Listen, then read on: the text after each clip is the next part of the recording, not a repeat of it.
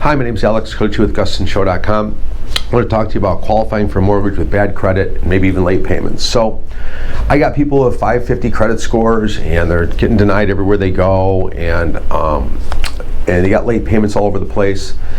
I've found out that 10% down maybe not be enough, but if you put 15% down, you might get an approval. So if you can put more money down on FHA, it can overcome some late payments, even on a mortgage. So I've seen some 30% down FHA loans that I would thought, no way is this going to get approval. The computer approves it. You're not eligible for manual, but if you get the computer to approve you by putting down a hefty down payment FHA, you can get through a lot of things. So I know it's hard to come up with that kind of money, but that's one of my tricks to getting through it.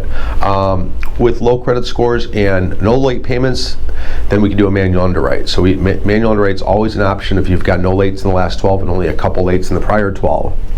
Even though you got a low credit score from like old collections and you're god awful prior to the 2 years ago, FHA will let you do it. So that's how one way to get through the low credit scores and very little late payments.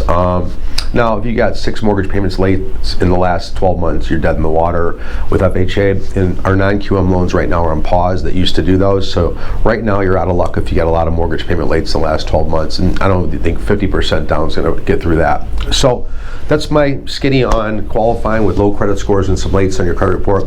Give me a call if you need my help. My phone number is 630-915-7550. Please subscribe.